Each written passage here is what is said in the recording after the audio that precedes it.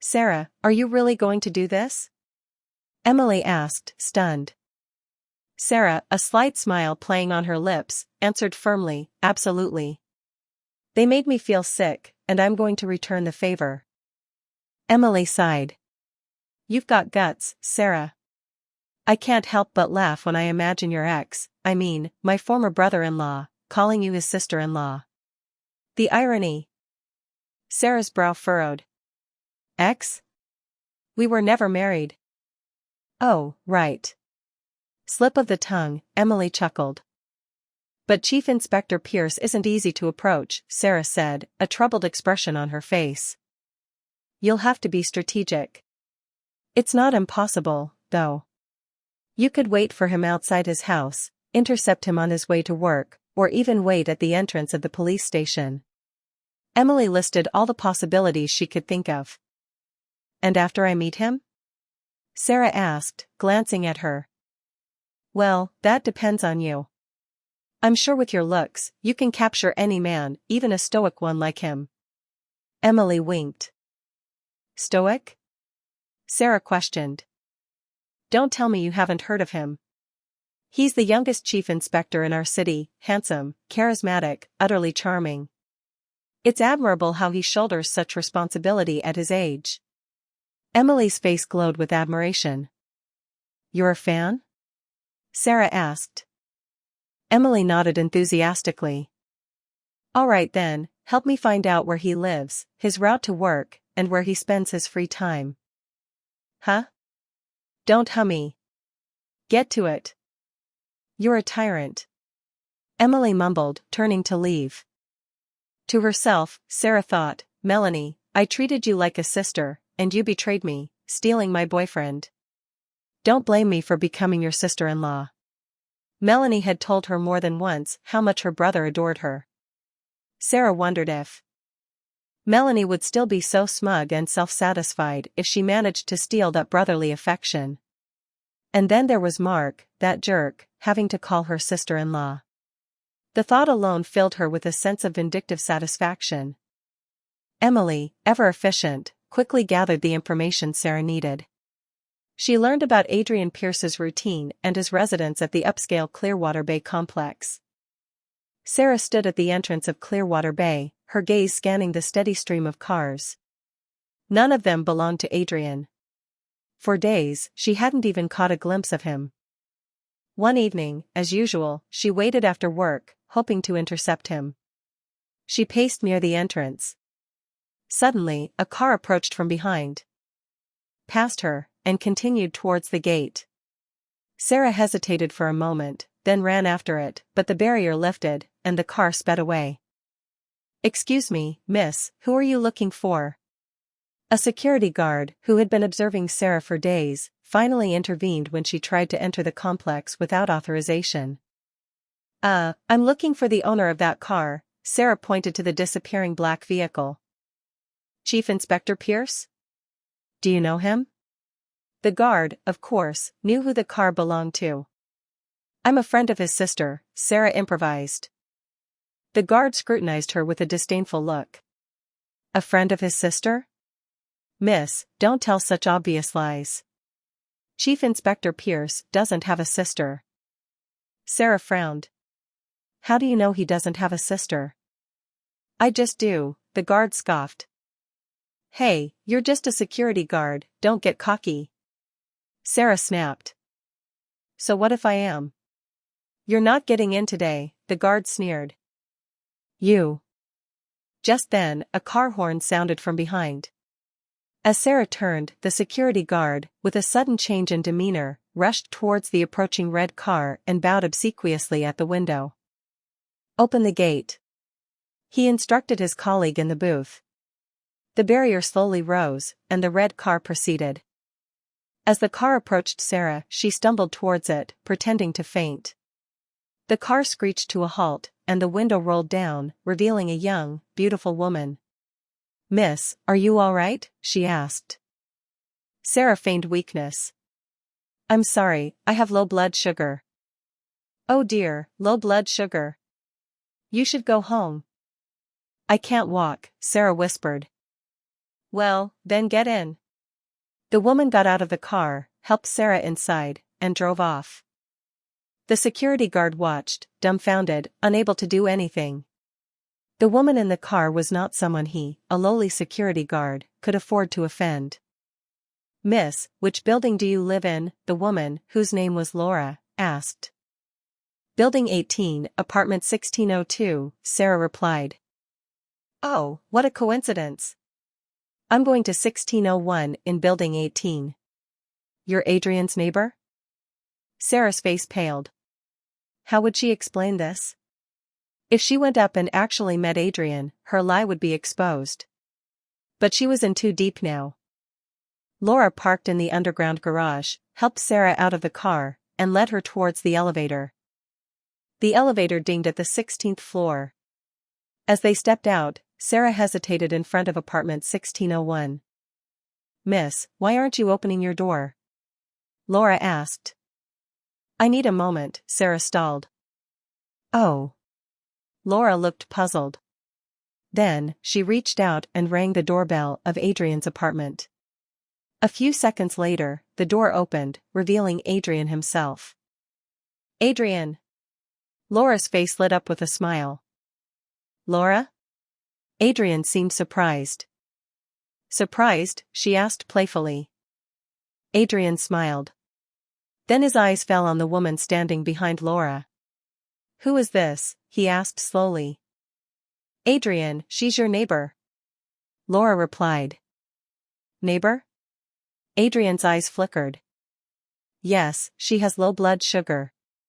I helped her up, Laura explained, turning back to Sarah. Miss, are you feeling any better? Sarah bit her lip and, with mustered courage, turned around. Much better, but... I forgot my keys. Oh. I have a key, Adrian said calmly. His words stunned both women. Laura's eyes widened, as if she couldn't believe her ears.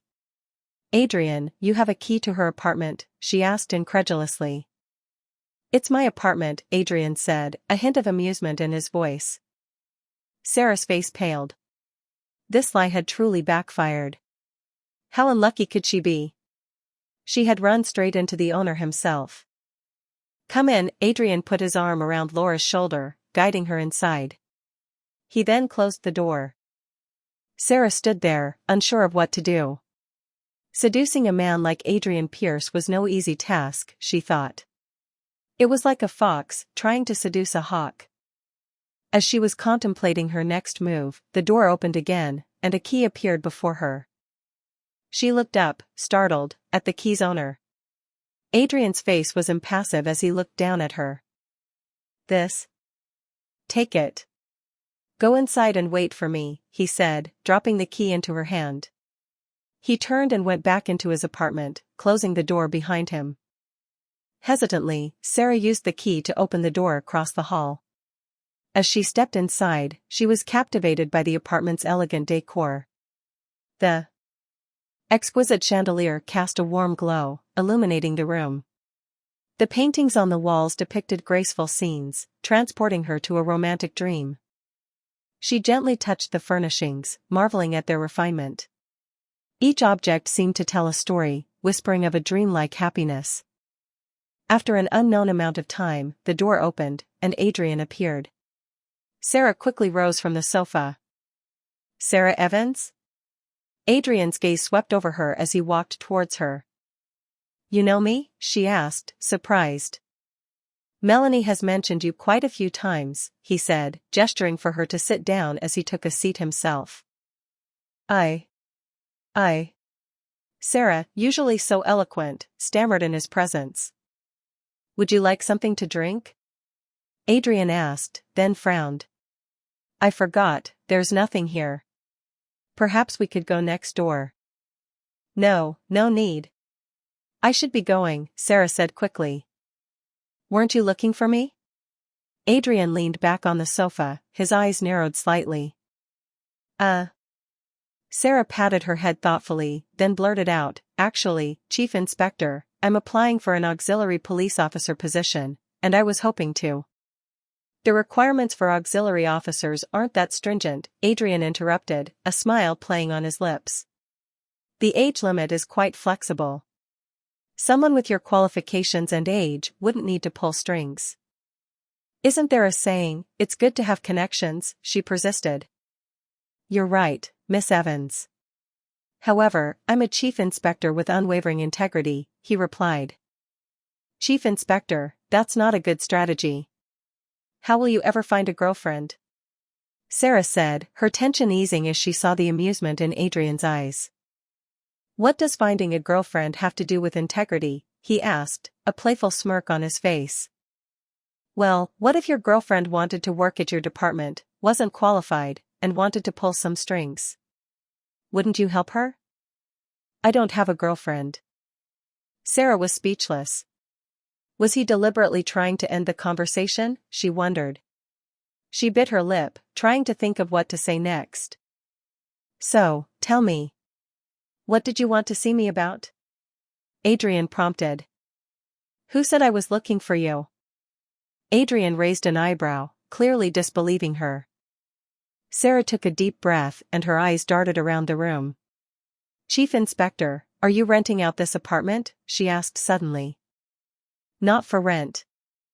Sarah was at a loss for words.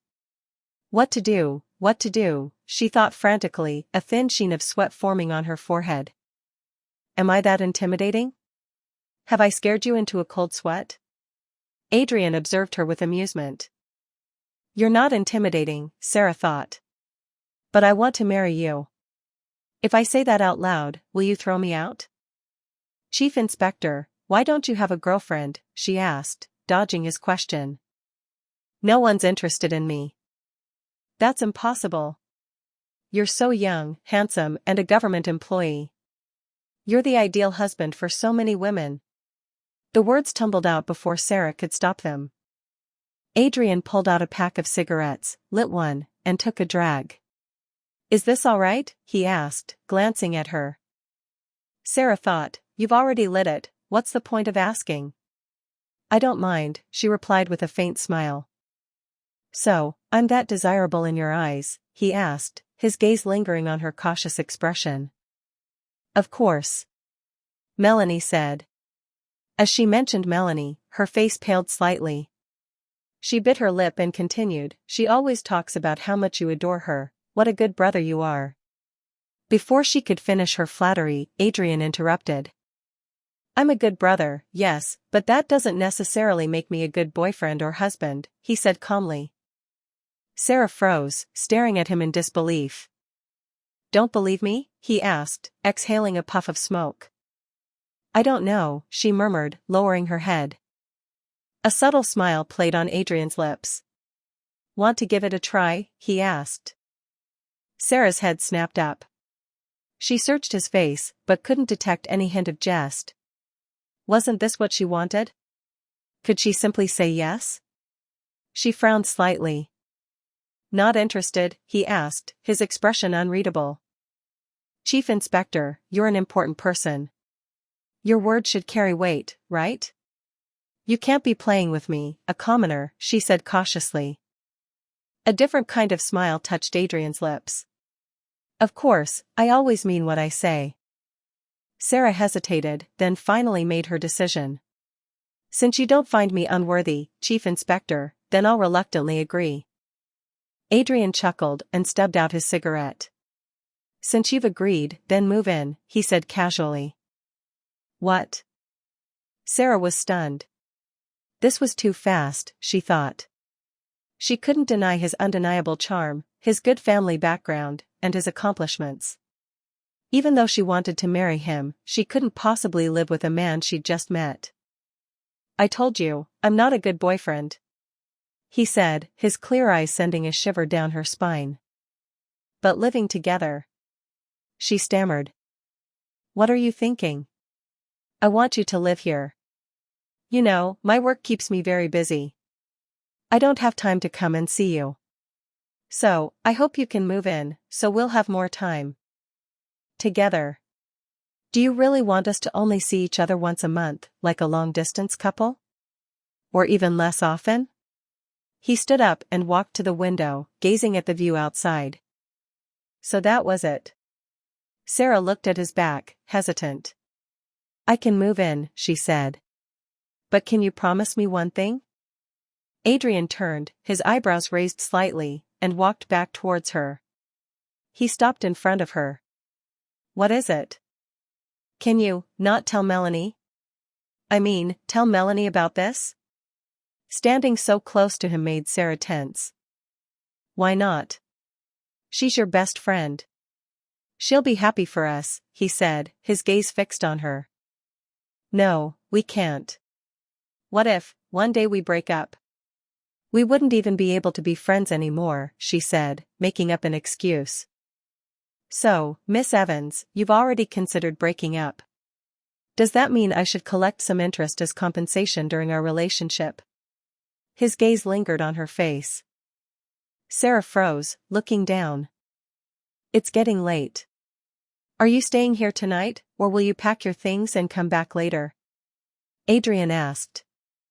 I'll go back. Shall I take you? No, no need. Sarah turned and walked quickly towards the door. Wait, Adrian called after her. Sarah stopped and turned around.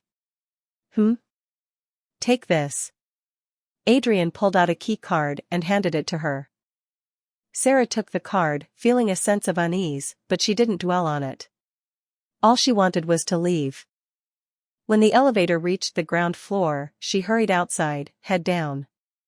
In her haste, she bumped into someone at the exit. Sarah stepped back and saw the security guard standing before her, his face beaming with a subservient smile. Miss, let me escort you out. The lady you came in with has already left. You won't be able to get out by yourself. Anyone who can stay in that building for so long must be someone's girlfriend, or... Sarah glanced at him, waved the key card, and said, not necessary. The security guard watched, stunned, as Sarah walked past him without a word. A few days later, Sarah arrived at Adrian's apartment with her suitcase. Adrian was waiting in the living room. From today onwards, you'll be living here. If you don't like the decor, you can change it, he said, handing her a card. I like it, she said, not taking the card. Adrian gave her a look and placed the card on the coffee table. You'll need it eventually. She started to refuse, but he cut her off. Sarah, I'm entering this relationship with the intention of marriage. I'll give you 3 months. If you feel I'm the right person, we'll register our marriage. If not, we'll part ways. In the meantime, isn't it natural for a boyfriend to spend money on his girlfriend? Sarah hesitated for a moment before picking up the card. I have work to do. Get some rest, he said, walking past her towards the door. He stopped, turned back, and said, Come here. Sarah approached him, and he took her hand, leading her to the door across the hall. He pressed a few buttons, registering her fingerprint. Go and rest, he said, opening his own door and closing it behind him. Thus began Sarah's life at Clearwater Bay. Her days were spent working, preparing Adrian's meals, and increasingly, falling for him. She had been lulled by his excuse of a demanding job and lack of time for relationships. Every day, like clockwork, he would come home, have dinner with her, sometimes even accompany her to the supermarket. They lived like a young married couple, their life simple yet warm. 3 months flew by like a fleeting dream, and Sarah's feelings had undergone a subtle transformation. She realized, to her surprise, that she had fallen in love with Adrian. When he whispered, "Marry me," she didn't hesitate to say yes. At a cafe a week later. Sarah, you're amazing. Emily exclaimed, looking at the photo on their marriage certificate. Sarah stirred her coffee, not sharing Emily's enthusiasm. What would happen when she faced Melanie? What if Melanie revealed the truth? Would Adrian be torn between his new wife and his beloved sister? A sudden wave of fear washed over her. She didn't dare face Melanie, afraid of his disappointment and condemnation if he learned of her scheme. Sarah, what's wrong? Emily waved the marriage certificate in front of her face. Nothing, she mumbled. When is he taking you to meet his family? I don't know. I can't wait to see the look on Melanie and that jerk's faces. Emily giggled. Emily, what if he finds out that my motives for marrying him weren't pure? Will he divorce me immediately? Sarah asked hesitantly. Sarah, what is it? Emily looked at her with concern. Nothing, she shook her head. Emily thought for a moment. Sarah, divorce isn't that simple. As long as you don't agree, he'd have to sue for divorce, right? He's a public official, he can't afford the negative publicity. Don't worry, even if he finds out, he'll have to accept it. Really? Sarah looked at her hopefully. Of course. Look at the news. So many people are trapped in unhappy marriages, but he might have someone else on the side. Emily trailed off. Sarah's eyes dimmed. She had started this game, and now she was trapped in it. Adrian Pierce was intoxicating, and she was suddenly terrified. What would she do if he didn't want her anymore? Oh my God, that's your husband. Emily's sudden gasp startled Sarah. She turned and looked in the direction Emily was staring. Adrian had just entered the cafe. He seemed to have heard Emily's exclamation, and his eyes met Sarah's across the room. Sarah quickly looked away, lowering her head. Beside Adrian stood Laura, her arm linked through his. Finished work early today? Adrian asked as he approached their table. Before Sarah could reply, Emily jumped up, her eyes shining.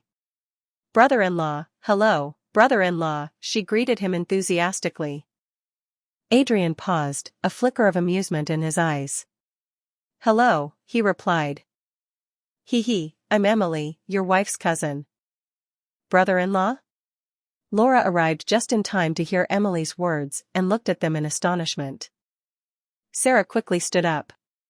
My cousin isn't quite right in the head. She calls any man brother-in-law. I apologize, she said, pulling Emily towards the exit. Excuse us, she muttered, hurrying away. Adrian, what? Laura watched them leave, turning to Adrian in confusion. Adrian's eyes followed Sarah, a cold smile playing on his lips. She's your sister-in-law, he said. What? You're married? Laura was shocked. Adrian looked at her calmly. When you reach a certain age, it's natural to get married. Do your parents know? Does Melanie know? Laura asked, her lips pale. No. Laura paused, tears welling up in her eyes.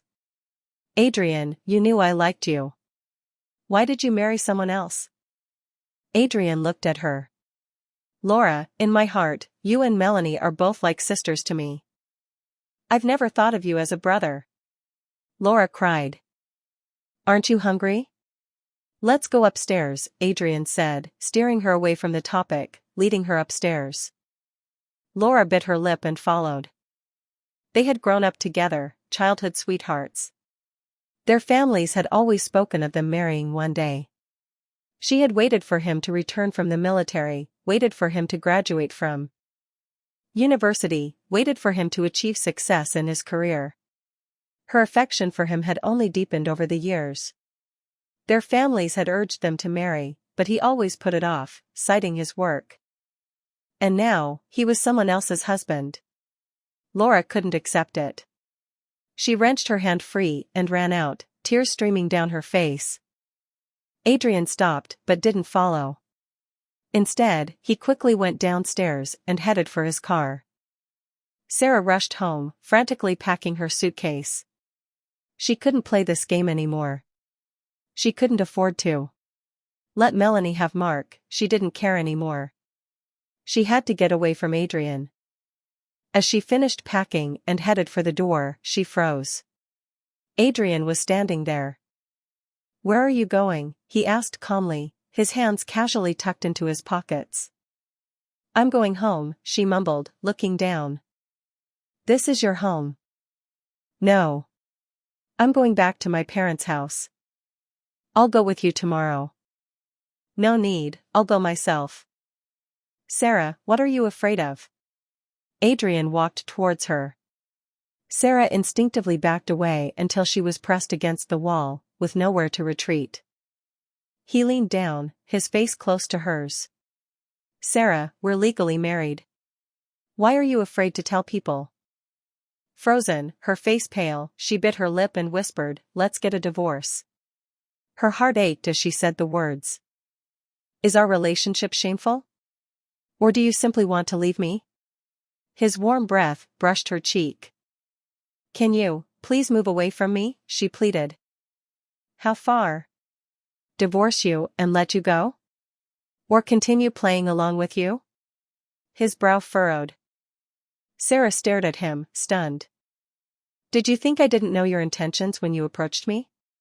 Adrian gazed into her shocked eyes and gently ruffled her hair. How could there be such a naive girl as you, willing to offer herself to a stranger for revenge against her best friend? Since you know everything, let's get a divorce, she whispered, sliding down the wall until she was sitting on the floor. Don't you love me? He asked, a flicker of hope in his dark eyes. I never loved you. He closed his eyes for a moment, then opened them, looking down at her. I love you, he said softly, before turning and walking away. Sarah sat there, frozen. She stayed up all night. When a knock on the door finally came, she slowly rose and opened it. Melanie stood there, her face furious.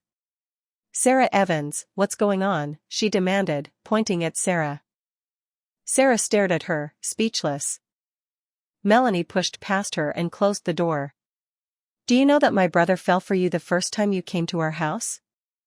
What? Sarah was stunned. If I remember correctly, we were 15. My brother asked for your name, and before he left for the army, he specifically told me to take care of you. When he came back, he found out you had a boyfriend and became withdrawn. The family had arranged a marriage for him, but he kept avoiding it. That's when it dawned on me that he loved you. Sarah stared at her in disbelief. That's why I went after your boyfriend and stole him. He's really not my type, anyway. I've already dumped him. If you want him back, go ahead and get him. Melanie said coldly. The information was too much to process. But before you go after him, you have to divorce my brother, my dear sister-in-law. Melanie reminded her with a smirk. No. Melanie, are you saying you did all this because of your brother? Sarah stammered. Yes. Your ex-boyfriend wasn't even worth a second glance from me. It only took a snap of my fingers for him to fall at my feet, she said haughtily. Think about it. If you miss out on my brother, no one else will love you that deeply. Once you've figured it out, go and win him back, Melanie said, opening the door and walking out. A few days later, Sarah went to Adrian's workplace. The security guard wouldn't let her in without an appointment. She was about to call Adrian when a group of cars drove past. She watched as they pulled into the courtyard and stopped. When the person in the middle car stepped out, she froze. It was Adrian. Someone approached him and they started talking. He hadn't noticed her, and she didn't call out to him, just watched him enter the building. Wasn't that Chief Inspector Pierce? Why didn't you call out to him? The guard asked. He's busy with work, Sarah replied. Then you'll have to wait. Chief Inspector Pierce is a very busy man. Sarah smiled, thanked the guard, and checked the time. It was still 3 hours until he finished work. She walked across the street to a small park. Who was that person looking for? A driver asked the guard as he drove through the gate. Chief Inspector Pierce, the guard replied. In the park, couples whispered sweet nothings, and children ran across the grass, enjoying the beautiful day. Sarah sat on a bench, admiring the scenery. The lake shimmered, reflecting the surrounding trees and sky. The rustling leaves added to the tranquility of the scene. After some time, someone sat beside her and put an arm around her. Why didn't you call me if you were coming? I didn't want to disturb your work. Adrian took her hand in his. It was cold. He frowned. You're not dressed warmly enough. Didn't you know the temperature dropped? Sarah leaned against his shoulder, watching the children in the distance. Adrian, she said softly, let's have a child. Weren't you asking for a divorce? Sarah looked up at him, meeting his amused gaze. Can you please not mention that? Do you love me? He asked, his eyes full of affection. Yes, very much. Miss Evans, you're not just saying that, are you? He asked teasingly. Chief Inspector, are you scared? She asked, batting her eyelashes. Of course not. He held her close. I didn't expect Melanie to do that. Shoo. Sarah put a finger on his lips. Let the past be the past. Let's not talk about it anymore. From now on, let's live a peaceful and loving life together. All right. A week later, Adrian took Sarah to meet his family. Everyone was surprised, except Melanie, who already knew. Since they were already legally married, the Pierce family didn't object. When Sarah took Adrian to meet her parents, her father gave him a hard time, but Chief Inspector Pierce had weathered many storms and eventually won their approval. Their wedding date was set. On their wedding day, amidst the joyous celebration, an uninvited guest appeared, Sarah's ex-boyfriend, Mark. He stood in a corner, watching Sarah's radiant smile, his eyes filled with resentment. He started to approach her, but was stopped. Mark, what are you doing? Melanie demanded, marching towards him. Melanie, you're despicable. Showing those fake photos of Sarah, saying she was cheating. He gritted his teeth. If it wasn't for her, he and Sarah would still be together. You believed it, didn't you? You. Sarah isn't your possession. She has a mind of her own. If you truly loved her, you would have married her long ago. If she loved you, she would have asked you to marry her. 5 years of dating, and all you did was hold hands. Do you call that a relationship? Melanie stared at him. Mark was stunned into silence. Just go. You and Sarah weren't meant to be. After Mark left, Melanie smiled and winked at Adrian on the stage. Adrian smiled back. What are you smiling about? Sarah asked, turning to him curiously. Nothing. Honey, the officiant's asking you a question. Sarah turned back to the ceremony. Adrian gazed at his bride, his eyes full of love. Everything had gone according to plan. Melanie had merely been a pawn. He would never let the woman he loved go. Their first encounter, that first exchange of glances, had destined them to be together. One day after their wedding, Sarah asked Adrian when he had first fallen for her. Adrian thought for a moment, then told her about that year. Sarah looked at him, her eyes widening with surprise, but it was her smile that had left a lasting impression on his heart. Sarah stared at him for a few seconds, then said, I remember seeing a very beautiful calico cat that day. Chief Inspector Pierce froze, then frowned, his dark eyes fixed on her. Sarah, seeing his expression, jumped out of his arms and burst out laughing, tears streaming down her face.